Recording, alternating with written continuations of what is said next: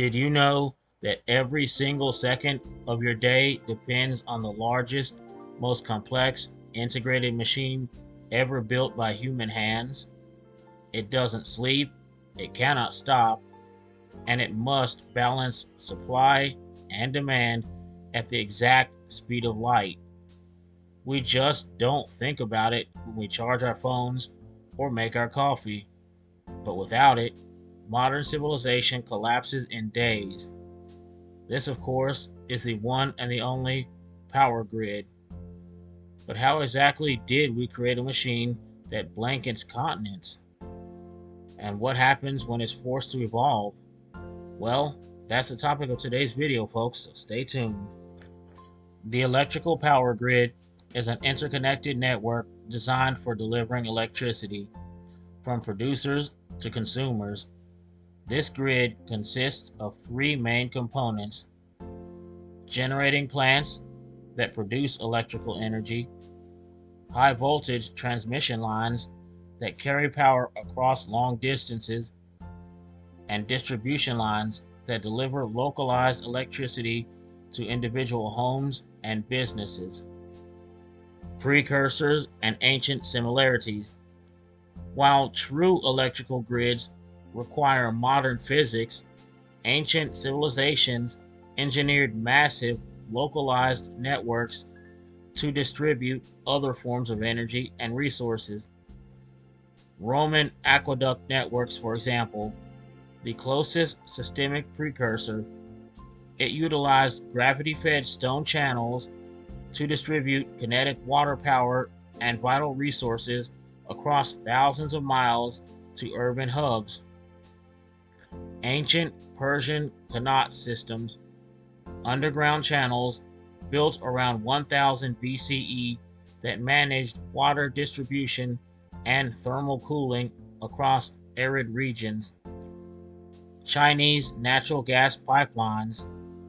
During the Han Dynasty, bamboo pipelines were used to transport natural gas from shallow wells to heat brine pans for salt production, forming the world's first natural gas distribution system. It actually doesn't surprise me at all that China has been using natural gas for 2100 to 2200 years. Founders, timeline, and early evolution.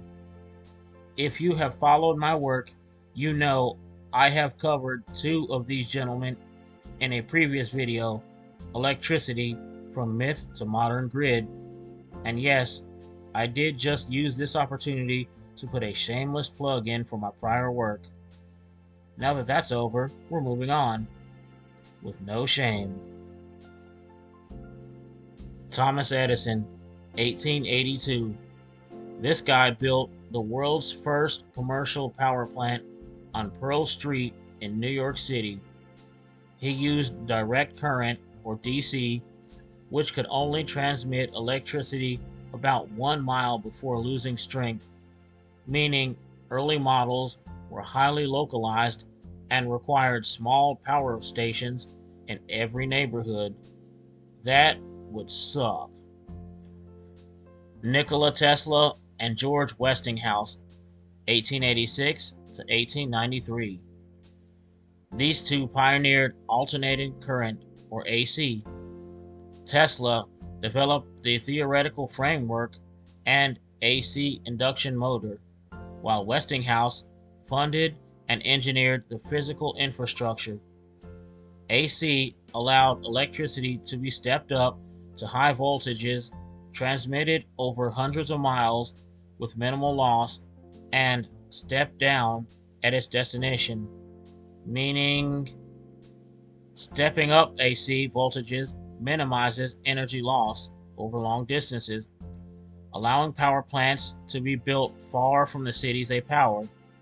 Stepping it back down at its destination ensures this electricity is safely and affordably delivered directly to homes and businesses, otherwise it would be catastrophic.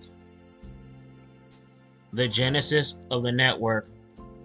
The grid actually started as isolated micro networks, serving public factories or wealthy city blocks. The true shift to an interconnected grid occurred during the War of the Currents in the late 1880s. Westinghouse's historic lighting of the 1893 Chicago World's Fair and the subsequent construction of the Niagara Falls hydroelectric plant in 1895, these proved that regional transmission was superior, standardizing AC and birthing the wide area synchronized grid model we still use today. But why? Why was it built in the first place?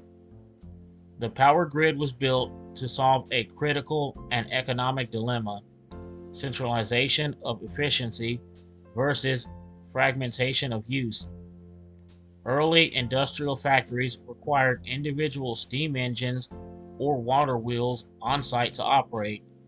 The grid was conceived to decouple energy production from energy consumption. By centralizing massive energy generators near energy sources like coal or rivers, operators achieved massive economics of scale. The grid was a highway system built to transport that cheap, centralized energy to factories, streetlights, and homes that desperately needed it, eliminating the need for every building to run its own noisy boiler and for it not to suck. General impact on society and common uses. The grid fundamentally altered human geography and biology by decoupling productivity from daylight hours. This allowed cities to grow vertical via electric elevators and expanded manufacturing output exponentially through 24-hour assembly lines. Common uses include: number 1, mass transit power delivery. The grid feeds continuous electricity directly into third rails and overhead cables to run metropolitan subways and electric trains. Number 2, residential space conditioning, aka running HVAC units to stabilize indoor temperatures. Number 3, industrial automation, powering heavy machinery, robotic assembly plants, and smelting facilities. Number 4, municipal infrastructure, operating water treatment facilities, traffic management systems, and public transit rails. Number 5, digital communication, maintaining uptime for cellular towers, data centers, and internet routing hubs. 5 benefits of the power grid. Number 1, unparalleled economics of scale. Centralizing power generation drives down the per watt cost of electricity, making energy affordable for the masses rather than just heavy industry. Although, looking at our electric bills, it would be totally fair to call bullshit on this one. Number 2, enhanced energy security and redundancy. Interconnectivity allows power to be rerouted around damaged sectors, preventing localized generation failures from plunging entire regions into darkness, because that would suck. Number 3, enabler of modern healthcare. Well, if you can actually afford it, that is. If you can, then the grid provides uninterrupted clean power to life support systems, surgical suites, and refrigeration networks for temperature-sensitive pharmaceuticals. Number 4, mass industrialization. The grid delivers the continuous high-voltage power required for manufacturing, mining, and heavy chemicals processing on a global scale. Number 5, eradication of indoor pollution. The grid replaced localized coal, gas, and kerosene burning inside homes, thank God, with wire-delivered energy, drastically, and I do mean drastically, improving public health. 5 drawbacks. Number 1, single point cascading failure. Due to tight synchronization, a failure at one major substation can trigger a domino effect, knocking out power to millions across state lines. I bet we all have fallen victim to this at some point, and guess what? It sucks. Number 2, massive cyber vulnerability. Legacy hardware connected to modern software creates prime targets for state-sponsored hackers or terrorists aiming to cripple infrastructure. Number 3, geomagnetic disturbance danger. Solar storms can induce massive geomagnetic currents in the Earth, potentially frying high-voltage transformers beyond repair. A version of this has already happened in 1859 called the Carrington event. If you haven't heard of it, look it up. It's kind of crazy.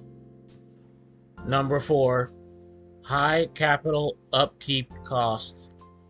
Replacing aging transformers and maintaining thousands of miles of lines requires billions in continued investment, driving up consumer rates. Go figure. Don't believe me? Go ahead and look at your electric bill right now.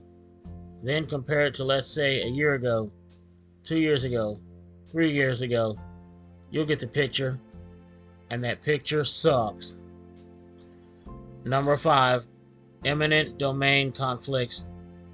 Constructing massive transmission paths across states requires seizing private property from homeowners sometimes, sparking fierce legal battles. And yes, folks, this shit can really happen. In fact, it does a lot.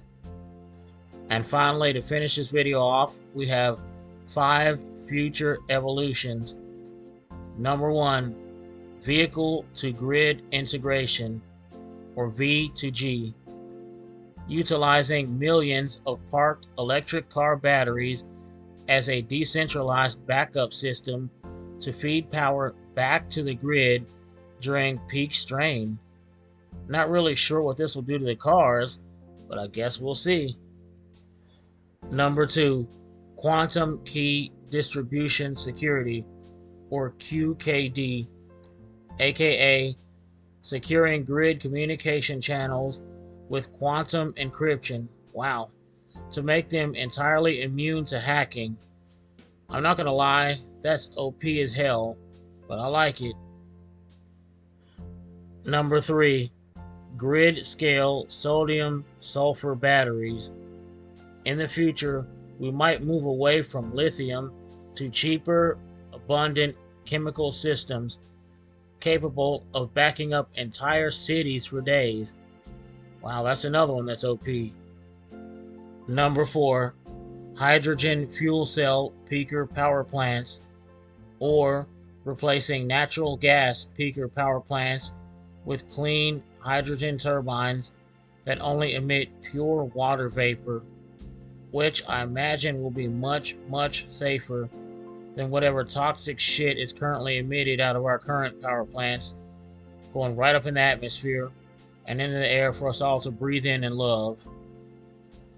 And number 5, subsea intercontinental interconnectors. That's a mouthful. This will involve laying massive armored cables across ocean floors to share power between continents experiencing different time zones and seasons. That's cool and kind of OP. And there you have it, folks. The power grid in a nutshell. Our modern lives are literally hooked to it pretty much every second of every day. At least now we know what it is and why. If you like the content of this video, feel free to like and subscribe if you haven't already. Turn on notifications to be notified when I drop my next tech video. Then feel free to go check out some of the past technologies I've covered. Thanks for watching, and I'll see you in the next one. Goodbye.